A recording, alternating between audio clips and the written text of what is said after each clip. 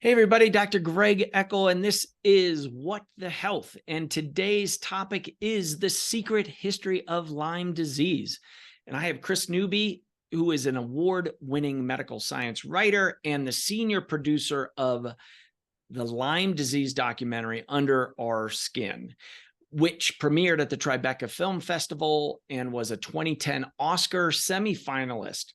Her book, Bitten, won 3 International Book Awards for journalism and narrative nonfiction, and she has 2 engineering degrees and has worked as a science technology writer for Stanford Medical School, Apple, and other Silicon Valley companies.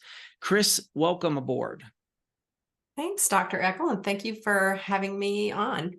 I am so excited for this because it is something that we have talked about in complementary alternative medicine and or functional medicine for a long time. And you've brought to light and with well-researched and documented research and truth. This is a hard truth for people to hear, though. So, we titled our talk, The Secret History of Lyme Disease. Now, Lyme is rampant. So first, let's just start out with what is Lyme disease and why is it so hard to diagnose and treat? Okay, Lyme disease is caused by a little spiral bacteria called Borrelia burgdorferi, and it's transmitted to humans from tick bites. And it is a multi-systemic disease, which makes it, and without really specific symptoms a lot of times. So that's what makes it really hard to diagnose, and the tests are bad. It really is. This is one of those things that's always on the differential. We specialize in recalcitrant and difficult conditions here at Energy for Life Centers. And this one is always there. If somebody's got this persistent, unknown malaise, and it's just this lingering something. Now, it can be more exact than that, but this one is like in there with mold and heavy metals, and then there's Lyme. And how big is the Lyme disease problem? It's really big and it's growing. The CDC's latest number based on insurance claims is about 500,000 cases a year. And that's about 1,300 cases a day on average. Of course, most of those happen in the summer. And Lyme disease cases have been found in every state. I think it's probably worse since COVID because people were adopting cats and dogs from shelters, and they may have come from different countries and have all sorts of tick-borne diseases that they've brought with them. Interesting. Yeah, because this isn't just from Lyme, Connecticut. It's not just a New England issue. It is everywhere. There's still controversy in the medical community around the diagnosis, is there not? Yeah, it was discovered in 1980, so that's about 40 years ago. And they developed a test really fast and the symptoms of the disease without totally understanding the disease because they were trying to fast track a Lyme vaccine. And 40 years later, we're stuck with the antibody-based test, which is it doesn't work in the first month very reliably because it's an antibody test and it takes 3 weeks or 4 weeks to develop antibodies that can be tested. And it's no better than a coin flip later on because of complications in individuals, like what other infections did you bring to the party, and what strain are they testing for? They mostly are testing the standard LabCorp sort of Quest tests are testing for an East Coast strain and not necessarily what we have in the West or California. It is, there is that nuanced diagnostics of Lyme literate physicians and providers, which I do count myself in that category just with the 23 plus years of experience of understanding there are benefits and limitations to each type of lab. But when I see a patient with just a Western blot and or just a straight conventional test with the Lyme, that is not enough to determine whether somebody has Lyme or not. And then you brought up this co-infection component. What are you finding in the research or around this kind of truth about Lyme disease. Why is it persnickety? And maybe this is a good intro to your video and film, because we're going to put the links to this film because it is really a cutting edge documentary that has a lot of truth in it. Yeah, the film really goes into the money and medicine aspects of why Lyme disease is fairly controversial. So about 30 years ago, when they were working on the vaccine, there was a small group of people that had patented the tests that go along with the vaccine. Mm-hmm. So they were sort of circling the wagons around their definition of the disease and trying to protect their patent royalties, et cetera. So that was a bad test and a bad list of symptoms, and we're stuck with it 40 years ago. The film Under Our Skin, which you can watch online for free or very little, it really goes into the patient perspective about why it's so hard to get diagnosed. So, I mean, I think about my family. My husband and my 2 middle school boys, we went to Martha's Vineyard, had a beach vacation, and we came back, and a week later we were sicker than we'd ever been before. And that's 2002. The doctors, I said, we went to Martha's Vineyard. Lyme is a huge problem. It was number 2 in the US for cases. And they said, oh, Lyme disease is like a rare disease. You just have a virus. If you're still sick, come back in a couple of weeks. Well, a week later, we just feel like we're dying.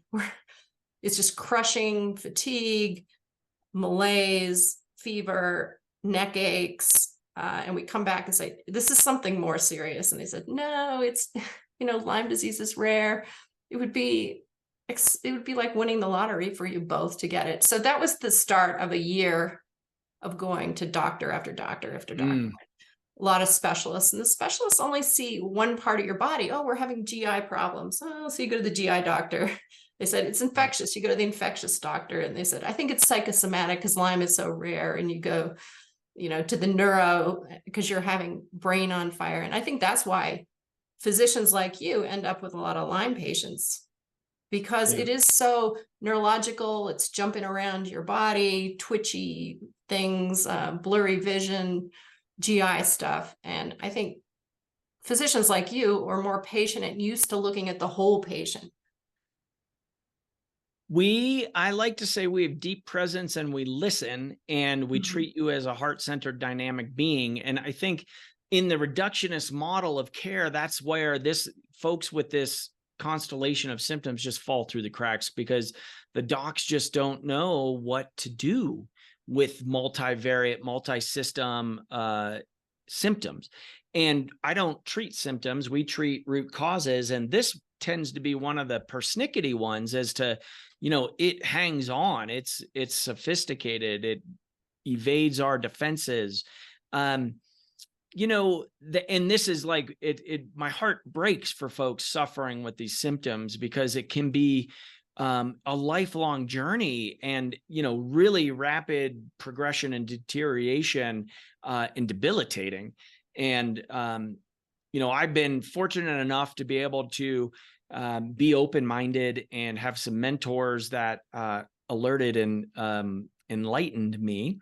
And we also use a lot of different technologies to help folks. So around it, I feel fortunate. I've not had to use antibiotics in 2 decades plus of treatment of folks with Lyme and co-infections, and really looking about keeping people's head above water. Now, what else in the film, what else does the film cover? Because, we titled our talk, The Secret History of Lyme Disease. So what is secret about the Lyme disease?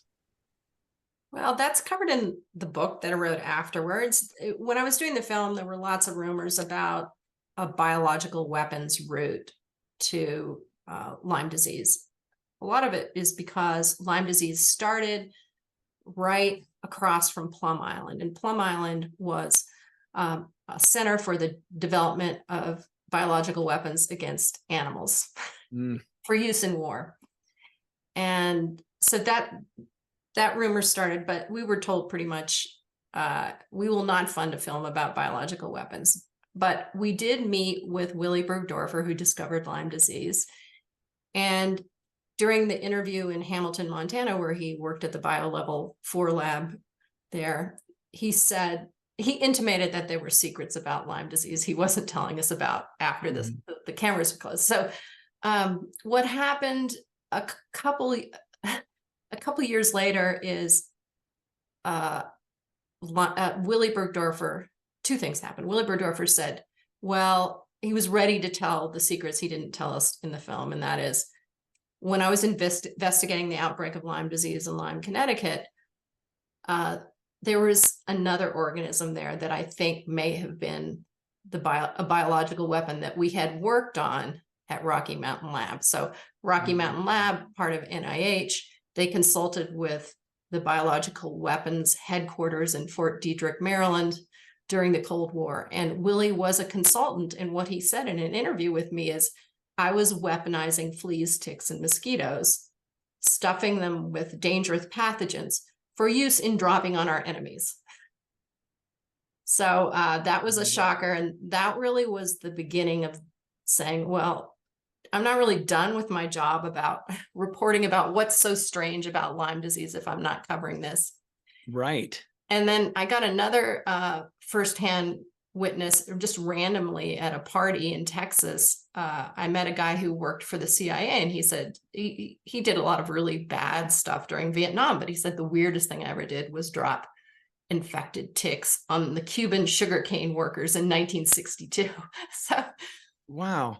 So yeah, so it spans way back. It spans way back. Yeah, but what I did over the course of 5 years is I just interviewed a lot of people, went to 20 archives. I had access to Willy Bergdorfer's personal lab notebooks and his papers that were archived at the National Archives. And what I really did was trace the program and show how it really was a large, this biological weapons program, it was as large as the Manhattan Project for the nuclear bomb, and just as secretive. There's still a lot of documents that were destroyed or locked away at Fort Detrick. So the important thing is, in order to weaponize these living systems, you have to do a lot of prototypes and testing and field tests. And so in the book, I just go over like all these sort of uncontrolled tests with ticks, where the ticks got out, and they could be part of the reason that this epidemic is so out of control now. Yeah, it is. It's like the tick was left out of the lab, so to speak. And that when you put an experiment into a living system, you have no idea what the outcome is. And, a lot of folks are explaining the spread of Lyme disease around global warming and the habitats, and their ticks are able to survive for longer periods of time. And there's this other big component where there's this disconnect in our brains. Like, it's really hard to hear that, right? So I'm wondering how have you been received with this message? Because it's a big message, and we're seeing maybe some resonance with current affairs, that there is a reality here. I mean, I'm sure you've been discounted. You've been called a conspiracy theorist, like all of those things around, like, how could this be? And honestly, in the book, you have the evidence, and you have got firsthand information from the guy that Lyme disease was named after, right? I mean, there's pieces of it here that you can't now not look away, right? Sorry for the double negative, but I had to put it in there. What is going on with this, and why I was really excited to get you on the show, while I want to focus on, the positive components of what we can do because it's here, but at the same time, is there a way that we can prevent other biological warfare things from not escaping the lab, as in like maybe a international treaty or a ban on biological weapons or gain of function? Because really, there's so many parallels between what happened with Lyme disease, deja vu all over again, and the COVID vaccine. I mean, we need to shine light on these programs. We need to know where our research dollars are going. And with Lyme disease and COVID, the incentives are in the wrong place right now. So in 1980, this law was passed, Bayh-Dole, that said that researchers at universities and CDC and NIH could profit from discoveries. So that all of a sudden, when there was a dangerous new pathogen, they kept that information secret rather than sharing it in journals as soon as possible so we can build knowledge on how to treat these and their mechanisms of action. But with Lyme disease, the cure was a $10 of off-patent antibiotics. With COVID, there is a lot of research now that ivermectin, a really cheap 20-year-old safe antibiotic, helped keep COVID patients out of the hospital. Yeah. And so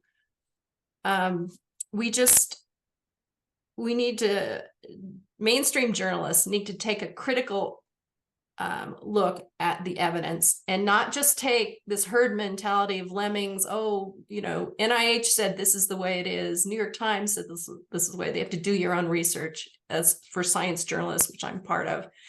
So I think it is, the whole society has gone through our 12-step process on, do we believe our government anymore in every aspect? And it's a lot of work for us, but your life depends on it. It really does. And I think there's this concept of agency captures. And when you follow the money, we know our system is broken. People know it. They're experiencing ill health as a result.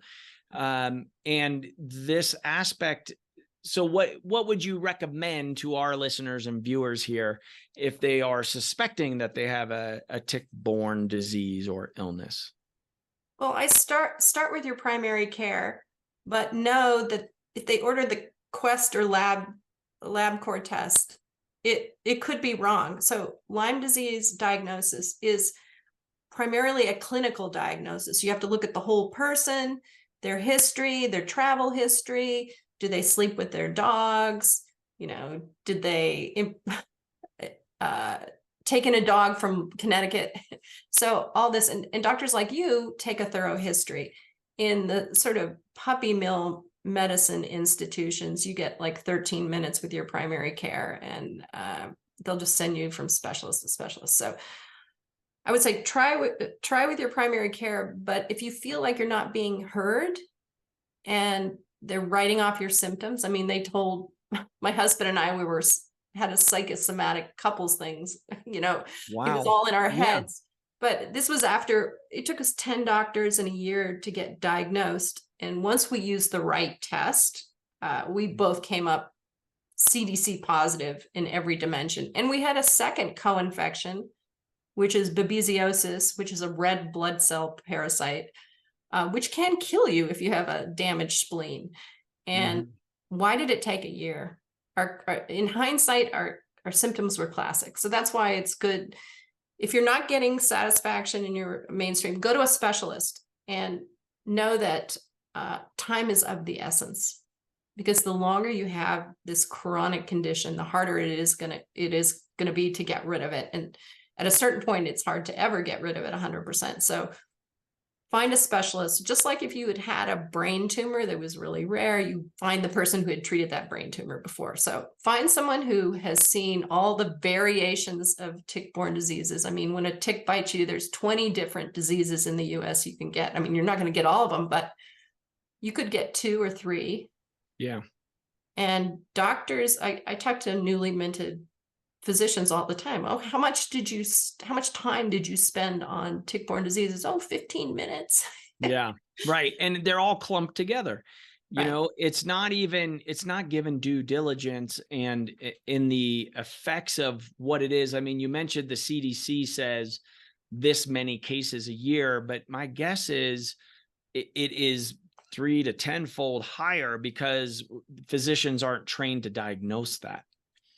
And so that piece of the puzzle it is always on the differential with all of the neurodegeneration that I see here in the centers, because it is one of those great mimickers. We call it a great mimicker of other conditions. And it really puts patients, right, because you've got brain fog and trouble focus and fatigue. And it's really hard to be your own advocate when you're really on the line and you're, really going down quick. So that aspect, we're going to put up some of your links for some further education for folks, for physicians and lay public. Of course, start with the film under our skin and share that, because we're really here to get the message out. The time is the information is not coming from above. It's not coming from mainstream media. There's dollars going in different directions, and it's not for health and it's not for humanity. And I think the time is now, and is of essence, to get the word out and get people educated. So I thank you for the work. I know it's been, based on your health journey and your background as a professional reporter, and it's not been easy. And so everything that we can do here, I want our listeners and viewers, if you like today's show, give us a 5-star review and put in there what you learned. What is your take home? And I'm wondering, Kris, if you have any parting words or message for our listeners and viewers today. Two things. First of all, if you see the film, you'll see sort of the spectrum of symptoms that you get with tick-borne diseases. I think that's important. The other thing is to be on the lookout of alpha-gal red meat allergy, because that's on the rise. In my book, Bitten, I talk about how lone stars carry this sort of protein that gives you an allergy to red meat. And in some cases, it's lifelong. It used to be it's a new condition, I think, related to the Lone Stars being weaponized in the Cold War. But these ticks used to only be in south of the Mason-Dixon line, and now they're creeping upward to Maine. And so the symptoms of that are, if you eat red meat, 4 or 5 hours later, you get really nauseous and you can break out in hives. And so maybe you can put a link on the symptoms. There's a really good alpha-gal site, because that's a new disease or condition that the CDC is really worried about.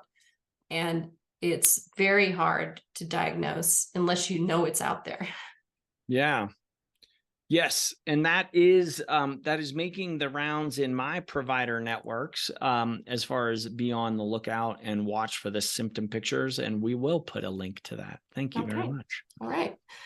All right, everybody, this is What the Health, and we want you to share this with your loved ones, because it's not coming from anybody else. So we will see you next time. All right. Thanks.